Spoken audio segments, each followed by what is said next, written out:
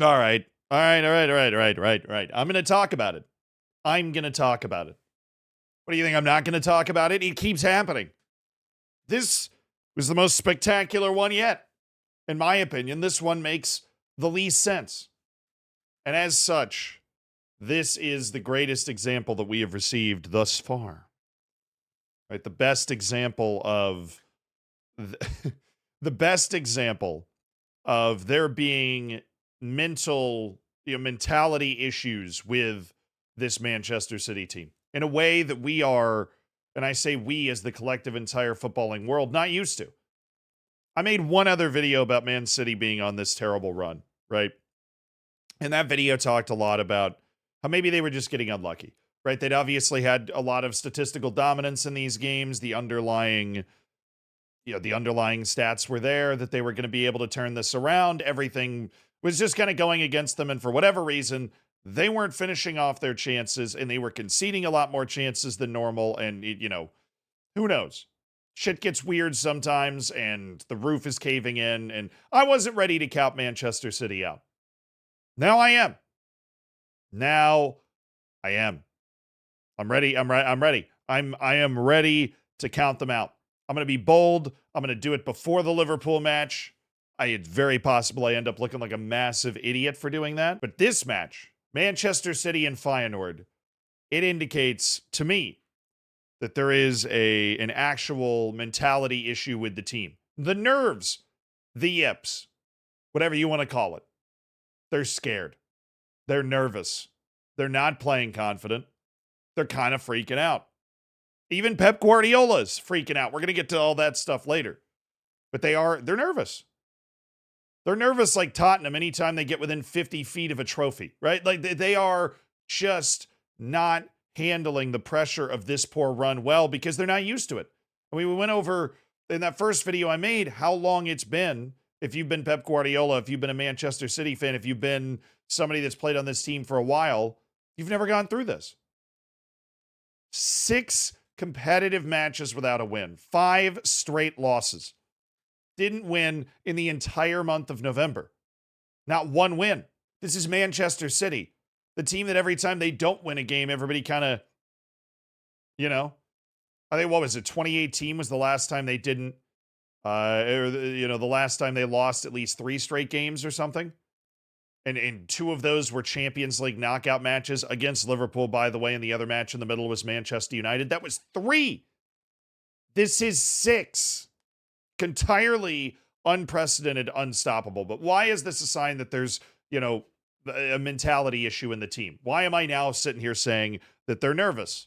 That this is definitely not it for them, right? Well, they took a 3-0 lead. Erling Haaland had 2 goals. They had a 3-0 lead in the 53rd minute. They were cooking. They're playing Feyenoord, right? Feyenoord's a very good, respectable club, but there is a gulf of a difference here. There is a gulf of a difference in terms of resources and wages and, everything, right? Manchester City's in a completely different stratosphere. And in terms of the quality of the players that are on the field, whether it be, Erling Haaland or Ilkay Gundogan. These are guys that have been world best 11 level players. Some of them for a long time. Gundogan obviously fading out of that a little bit, but you get the general idea here. We're talking about, some of the best players in the world that are on the field for Manchester City, and you have a 3-0 lead, and you're at home with a 3-0 lead at home. And you're trying to end this streak. And then they give up a goal in the 75th minute. And I was streaming live while this was going on. They give up a goal in the 75th minute, and you're going, oh, surely not. But when you say it as kind of a joke, you look at your friend and you go, that's not going to happen. That's not going to, come on. That's not going to happen. But then they score again. And when they scored the second time, that's when everybody got out of their seats. That's when we were paying attention in the chat, on stream. That's when we were locked in. Because now you realize something weird is happening. Once the second goal goes in, once the first goal goes in, I don't think a whole lot changes. I don't think a lot of people on, Manchester City in the stands, on the field, are really that worried. Once the second goal goes in, that's when the pressure gets turned up to 11. That's when not only is Feyenoord thinking they actually have an opportunity to chase that one goal to tie it, but Manchester City is thinking, surely this isn't going to happen. They're sitting there thinking, well, surely this isn't going to happen. Of course, this is all happening after some substitutions were made, like Nathan Ake was taken out for Simpson Pusey and McAtee came in for Foden, right? But they also brought in De Bruyne for Gundogan. So it's not like the field was full of guys that they were trying to get minutes in the Champions League. It's another great sign that, even when you think you're safe sometimes and you want to bring in a couple of those young players, you're not. And then, of course, in the 89th minute, Feyenoord scored a third goal and came all the way back in the final 15 minutes from down 3-0 at Manchester City. There are multiple takeaways that can be had from this, but the first is this is a bottle. This is a straight up and down bottle. They got nervous, they freaked out, and they didn't get the points. They are now comfortably out of the top 8 in the Champions League. Doesn't mean they're not going to make the knockouts. They're still, 15th, 16th? Something like that. Depends on what happens in the matches today. So they're still looking like they'll have to go to the playoff round and whatever. It's not like Man City's been relegated to the dustbin to the Champions League, and the same thing's going on in the Prem, where they're still, technically right next to Liverpool, even though Liverpool's kind of running away with them and they have to play Liverpool next. And so it could turn into an 11-point gap here. They're not totally out of touch with everything, which is impressive considering they've lost, they've 1 point from their last 6 matches in all competitions. They did get knocked out of the League Cup, the Carabao Cup or whatever. So I guess there have been some major final ramifications to this poor run of form. But the other takeaway that I have, outside of the fact that they just got nervous, and you can't trust the mentality of Manchester City, that kind of evil empire inevitability that they've had for a long time, is that isn't the way Manchester City's designed to play specifically designed to keep this from happening? You know how many fucking games I've had to watch, I've had to be subjected to, where Manchester City just squeezes the life out of the game. They have the lead, and then all of a sudden they just have the ball. I get to watch Jack Grealish and Phil Foden cut the ball back 47 times in a row. Right? They do a bunch of this, and the ball goes back into the middle. The other team can't get a word in edgewise. Manchester City just has the ball and has the ball and has the ball and has the ball. Where was that? Where was that in this game?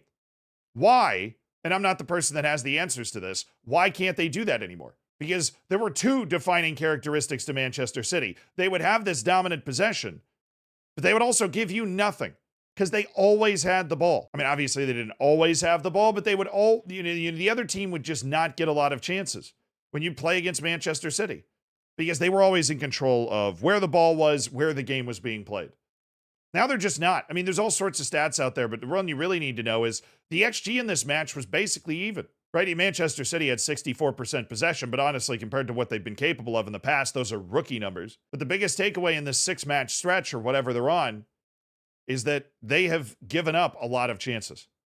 Giving up a ton of chances.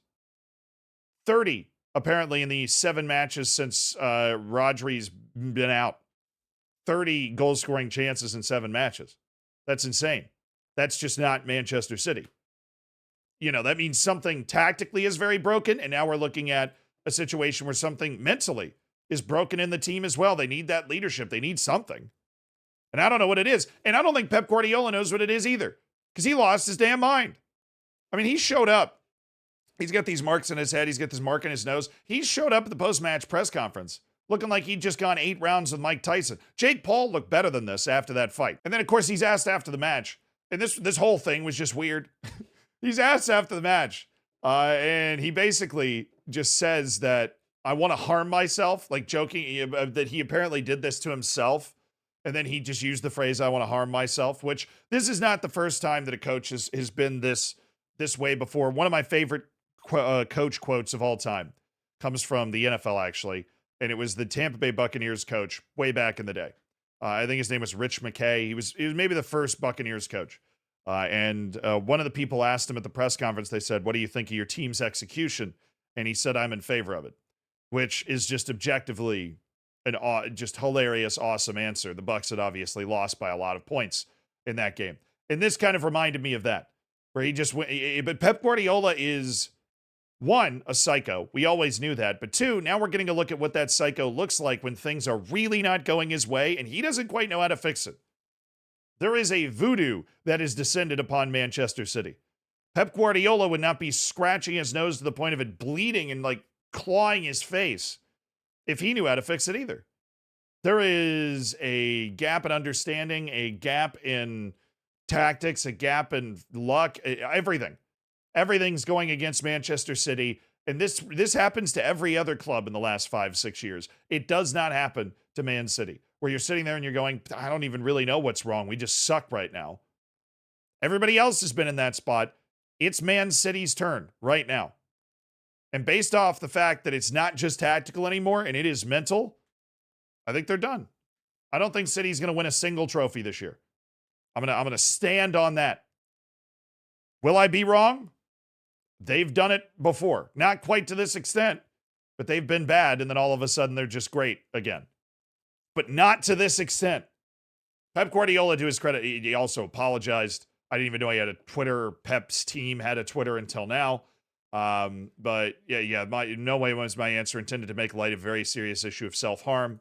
You're saying he caught off guard by the question, whatever. This, by the way, is why people that don't speak a language as their first language like to use translators, because it is hard to make sure you get your point across correctly when emotions are high in a language that you don't have that native command of. Even for somebody like Pep that's obviously been in England for over 5 years. You still end up putting your foot in your mouth. And the fact that Pep Guardiola put his foot in his mouth in the first place is more of a sign that they're that they're out of it. Because when have we ever seen Pep Guardiola have to apologize for something that he said? Nothing's clicking. It's all broken. The train is completely off the tracks and sitting on its side, on the side of the train tracks in the first place. Man City's in trouble, dude. Man City's in actual trouble.